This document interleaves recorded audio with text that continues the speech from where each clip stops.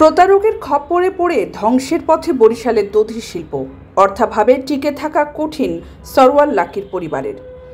বরিশাল নগরীর কাশীপুর এলাকায় দধি বিক্রি করে জীবিকা নির্বাহ করছেন পাবনা নিবাসী সরওয়ার খান ও তার স্ত্রী লাকি খাতুন এবং তাদের একমাত্র কন্যা নুসরাত জাহান ফারদিন।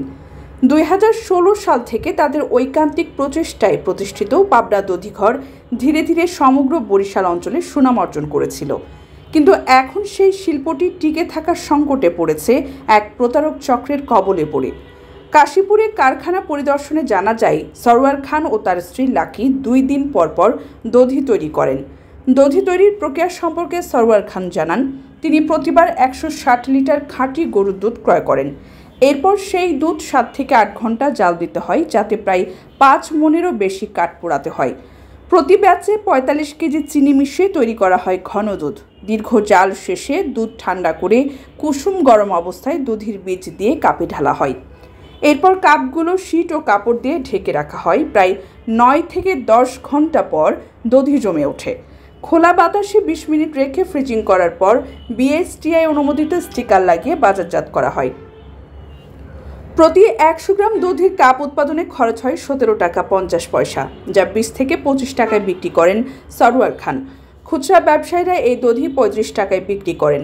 প্রতিটি কাপে উৎপাদনের তারিখ সহ 10 দিনের মেয়াদ উল্লেখ থাকে। লাকি খাতুন জানান, তাদের কন্যা Nusrat Jahan Fardin Kashipur high school and কলেজের 8ম শ্রেণীর ছাত্রী। পড়াশোনার ফাঁকে মা বাবাকে কাজে সহায়তা করে। তাদের পুত্র লাবিব খান মাদ্রাসায় অধ্যয়নরত। বরিশাল বিএম কলেজের সামনে তাদের পাবনা দধিঘরের একটি শোরুম রয়েছে। এছাড়াও লাকি খাতুনের তৈরি রসমালাই স্থানীয়ভাবে বেশ জনপ্রিয়। তবে বর্তমানে এই পরিবারটি চরম আর্থিক সংকটে রয়েছে। সরওয়ার খান জানান, এক ব্যক্তি নিজেকে বড় মাপের নেতা পরিচয় দিয়ে প্রতারণার মাধ্যমে তাদের কাছ থেকে প্রায় 12 লক্ষ টাকা আত্মসাৎ করেছেন। টাকা ফেরত চাইতে গেলে ওই ব্যক্তি তাদের জীবননাশের হুমকি দেয় এবং এমনকি তাদের 8ম শ্রেণীর কন্যা নুসরাতকেও হুমকি প্রদান করে। এই ঘটনায় লাকি খাতুন ও নুসরাত প্রশাসনের কাছে জীবন রক্ষার ও অর্থনৈতিক সহায়তার আবেদন জানিয়েছেন। প্রতারণার কারণে এই দধি শিল্প এখন ধ্বংসের মুখে। সময়ের ভাবনা নিউজের সম্পাদক ও প্রকাশক SM নওরোজ হীরা দধি শিল্পের উদ্যোক্তা সরওয়ার হোসেন ও মিসেস লাকি সরওয়ারের একান্ত সাক্ষাৎকার গ্রহণ করেন, যেখানে তাদের মুখ থেকে এই হৃদয় বিদারক বাস্তবতা জানা যায়। লাকি সরওয়ার, আপনি কেমন আছেন? জি আলহামদুলিল্লাহ, আমি ভালো আছি। আপনি কেমন আছেন? জি ভালো আছি। আচ্ছা, আমি তো জানতে চাচ্ছিলাম যে আপনি কত সালে বরিশালে এই পাবনার দধি নিয়ে আপনি বরিশালে প্রবেশ করলেন? আমি 2017 সালে পাবনায় বরিশালে এই পাবনা দধিটা নিয়ে আসছি। মানে কিভাবে আসলেন? আসছি আসলে মূলত আমি বরিশালে আমার হাজবেন্ড বেড়াতে আসছিল, এসে পরে চিন্তা করে যে দধি তৈরি করবে। তো সেই জন্য আমরা মানে ওটা যেমন কথা তেমনই কাজ, দধি তৈরি করলাম 2017 সালে। এরপরে আস্তে আস্তে বাজারজাত শুরু। আচ্ছা, আমি তো আপনাকে জানতে চাচ্ছিলাম যে আপনি এই যে দধির পাশাপাশি আমরা শুনেছিলাম যে আপনার রসমালাই বা আপনার এটাও খুব জনপ্রিয় ছিল। এইটা হঠাৎ করে রসমালাই বন্ধ হয়ে গেল কেন? আসলে আমরা রসমালাই, দধি দুইটাই এবং মিষ্টি তৈরি করছি, ঘি তৈরি করছি, কিন্তু মাঝখানে আমরা প্রতারণার শিকার হই। প্রতারণার শিকার হওয়ায় আমাদের আর্থিক অনেক সংকটে পড়ি আমরা। কত লক্ষ টাকা আপনারা ক্ষতির সম্মুখীন হয়েছেন? প্রায় 10 থেকে 12 লক্ষ টাকা ক্ষতিগ্রস্ত হয়েছে আমরা। মানে একজন এইভাবে আমাদের মানে আত্মসাৎ করে নিয়েছে। আমি একটু আপনার কাছে জানতে চাচ্ছিলাম যে এই আপনার এই শিল্পের সাথে, অর্থাৎ এই দধি শিল্পের সাথে আপনার কতটি পরিবার বর্তমানে জড়িত রয়েছে? 10 থেকে 12টা পরিবার আমাদের এই দধির সাথে জড়িত আছে।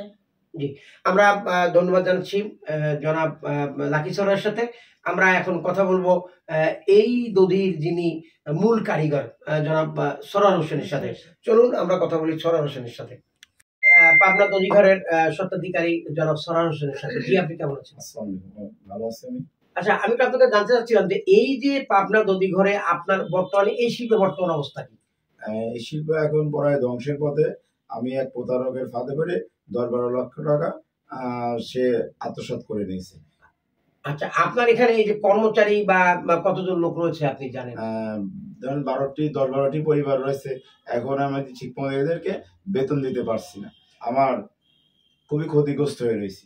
আচ্ছা, এখন আপনি কি চান? এখন আমি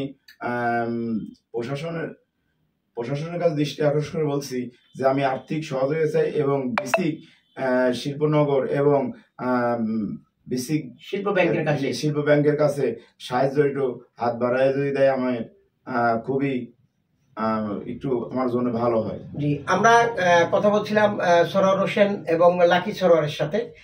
তিনি যে কথাটি তারা দুজন বলেছেন, তাদের এই শিল্প প্রায় ধ্বংসের পথে, এই শিল্প থেকে বাঁচিয়ে রাখার জন্য তারা এখন সহযোগিতার হাত বাড়িয়েছেন।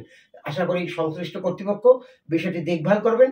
এই প্রত্যাশা যেমন সরোয়ার এবং লাকির, তাদের প্রত্যাশার সাথেও আমরা একমত। এস এম নওরোজ হীরা, সময়ের ভাবনা নিউজ, বরিশাল।